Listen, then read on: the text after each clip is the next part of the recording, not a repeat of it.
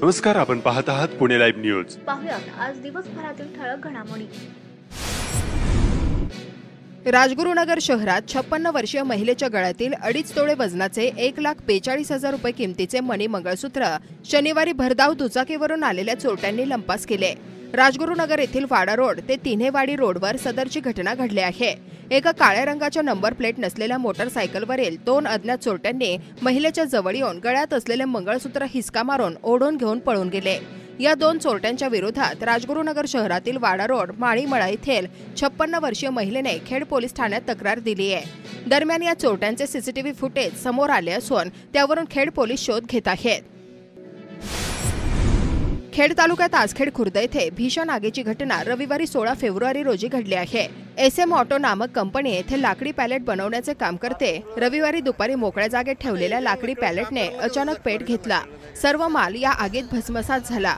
सदरची company Khed बाजार समितीचे माजी सभापती कैलास लिंभोरे व धैर्यशील पानसरे यांच्या मालकीची आहे. या आगीत 3 कोटी रुपयांचे नुकसान झाल्याचे कंपनीचे मालक कैलास लिंभोरे यांनी पुणे लाईव्ह सोबत बोलताना सांगितले.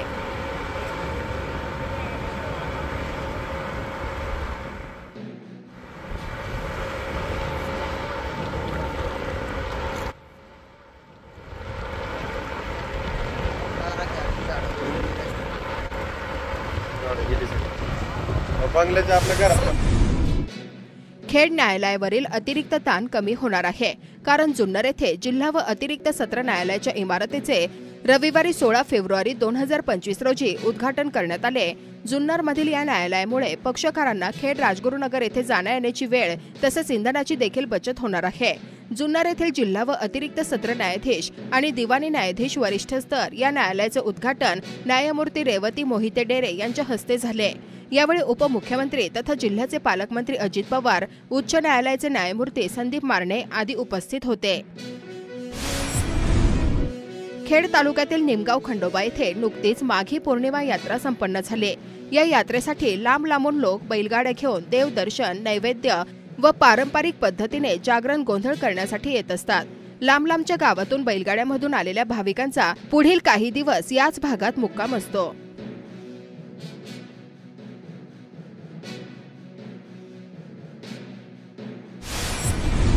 खेड तालुक्यात चांडोली या ठिकाणी सरकारी दवाखान्याच्या मागील भागात असलेल्या कचरा डेपोतील कचरा हा पेटवून दिला जातो.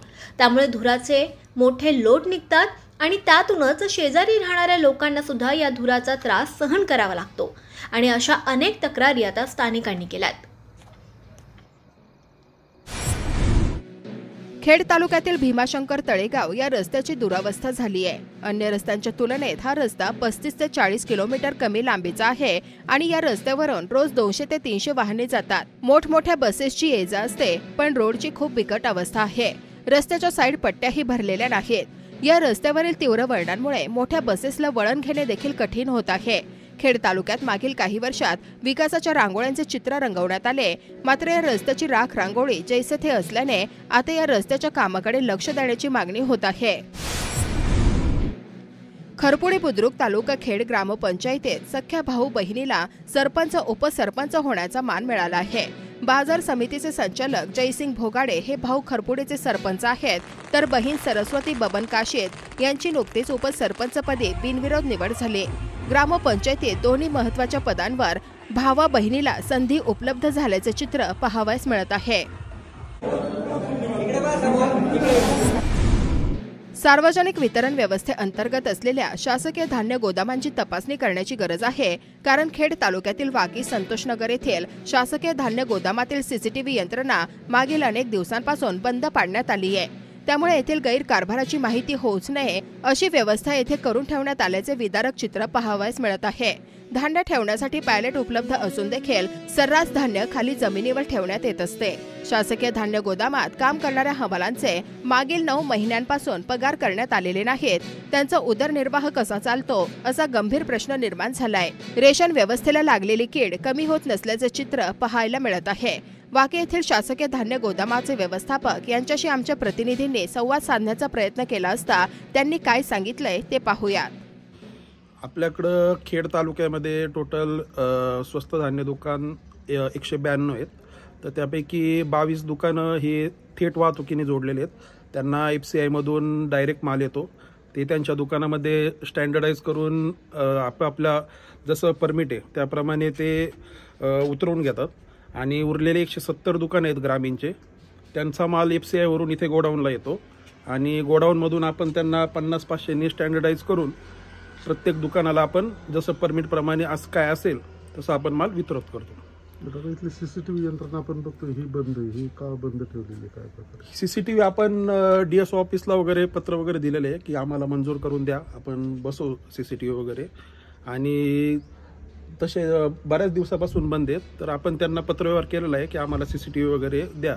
त्याचप्रमाणे अजून आपल्याला पाण्याची सोय नाही आहे, तर आपण ते पण पत्र वगैरे दिलेलं आहे. असं इथे ज्या मुरमाच्या गाड्या लागलेल्या आहेत त्यांची काय पार्श्वभूमी? ते काय तो माहीत नाही आम्हाला. ते तहसील कार्यालयातून ते गाड्या पकडून वगैरे इथं ठेवलेल्या असतात तिकडे जागा नसल्यामुळे. वाकी येथील शासकीय धान्य गोदामातील माथाडी कामगार असलेल्या हमाल बांधवांचे मागील 9 महिन्यांपासून पगार करण्यात आलेले नाहीत. या माथाडी कामगारांनी काय सांगितलंय ते पाहूयात. अजित ज्ञानेश्वर गाडवे. बरं, काय काम करता तुम्ही? कुठं? माथाडीचं काम करतो, शासकीय धान्य गोडाऊनला खेडला. खेडमध्ये? वाकीमध्ये. बरं. आमचं जून महिन्यापासून ना पेमेंट नाही झालेलं. इथं आम्ही आता 9वा ते 10वा महिना चालू आहे, आम्हाला पेमेंट नाही. आमचं हमाली आम्ही 15 जण आहेत इथं कामाला. तर इथं आम्ही रोज 9 वाजता येतो आणि 6 वाजता कामाला जातो. आमचं 9 महिने पेमेंट नाही होते. मग त्यासाठी आमचं तिथं आम्ही अंगावर गुन्हे घेऊन गटाला लावणे, गाडीत भरणे, इतर वगैरे काम करतो. तरी पण आमचे पेमेंट होत नाही. त्यामुळं पगार तुमचा झाला पाहिजे. बरं, तुम्ही कुणाकडे याचा तुम्ही फॉलोअप कुणाकडे घेता पगाराशी संबंधित? का ठेकेदार घेता तुमचे फॉलोअप? तो ठेकेदार आमचं DSO ऑफिसला तुम्ही त्याचा फॉलोअप घेता, पण काय पगार झालेला? काय सांगितलं तुम्हाला? कधी होतील काय सांगितलं का? काय सांगितलं? सांगतात की होईल, आठवड्यात होईल, थांबा, वरती काय प्रॉब्लेम नाही, काय सर्व्हर डाऊन आहे, काय असं कारण सांगतात.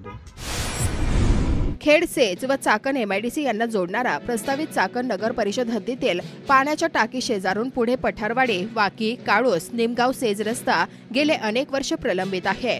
हा रस्ता विकसित झाला तर चाकण MIDC आणि सेज औद्योगिक क्षेत्र जवळ येणार आहे. शिक्रापूर रस्ता व राजगुरुनगर, शिरूर रस्ता आणि पुणे नाशिक रस्ता यावरील वाहतूक या प्रस्तावित रस्त्यावरून विभाजित होईल. चाकण MIDC टप्पा 5 येथून थेट मुंबई रस्त्यावर वाहतूक विभाजन होऊ शकते.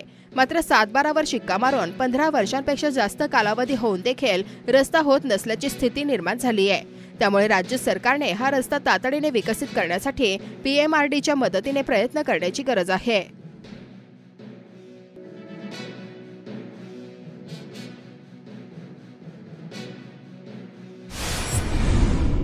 कुरोळी तालुका खेड ग्रामपंचायतीच्या उपसरपंचपदी वैशाली किसन मोरे यांची बिनविरोध निवड झाली आहे. माजी उपसरपंच दीपक डोंगरे यांनी आपल्या पदाचा राजीनामा दिल्यानंतर रिक्त झालेल्या पदाच्या निवडीसाठी वैशाली मोरे यांचा एकमेव अर्ज आल्यानं त्यांची बिनविरोध निवड करण्यात आली आहे. राजगुरुनगर नगर परिषद आणि आजूबाजूच्या गावातील सांडपाणी विनाप्रक्रिया भीमा नदीत जात आहे. यामुळे राजगुरुनगर पासून खाली असलेल्या शिरोली, खरपुडी, निमगाव, काळूस, संगमवाडी या गावात मोठ्या प्रमाणावर नदीत जलपर्णी होत आहेत. यामुळे नदीचं पाणी प्रदूषित झालं असून खेड सेजसह संबंधित गावांच्या पाणी योजना याच नदीतून असल्याचं गावांना दूषित पाणी पुरवठा होत आहे. यामुळे विविध गावातील नागरिकांचं आरोग्यही धोक्यात आलंय. खेड सेजसह अन्य गावे यासाठी चाकण औद्योगिक आणि 19 गावे प्रमाणे थेट चास कमान धरणातून पाणी योजना होणं आवश्यक होतं. मात्र तसं झालं नाही. त्यातच पूर्वीची 40 गावाची पाणी योजना देखील भंगारात निघाली. यामुळे खेड पूर्व भागातील गावे शुद्ध पाण्यापासून वंचित राहिली आहेत. आता बारामती नगर परिषद प्रमाणे बॅलन्सिंग टँक डाव्या कालव्याच्या बाजूला करून शुद्ध पाणी देण्याची मागणी समोर येऊ लागली आहे. श्री भैरवनाथ महाराज यात्रा उत्सव 2025 रासेगाव येथे घाटाचा राजा अशी ओळख असलेल्या हिंद केसरी धिंगाण्याचा सत्कार करण्यात आला.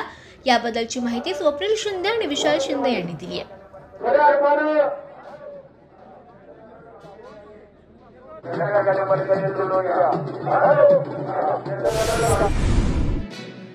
पाईटपाळू परिसरातील डोंगर दऱ्यातील दुर्गम भागात शाळेची पटसंख्या कमी आहे, सुविधांची कमतरता आहे, दळणवळण जिकिरीचं आहे, अशा अनेक समस्यांना तोंड देऊन उत्कृष्ट ज्ञानदानाचं पवित्र काम करून ग्रामीण भागात हुशार विद्यार्थी घडवीत पटसंख्या वाढवणारा हेद्रुज गावच्या बच्चेवाडी जिल्हा परिषद प्राथमिक शाळेचे शिक्षक संजय होले यांच्या कार्याची दखल आता पिंपरी चिंचवडच्या वी टुगेदर फाउंडेशनने घेतली आहे.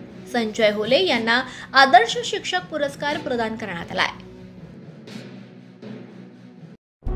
नमस्कार, आपण पाहत आहात पुणे लाईव्ह न्यूज.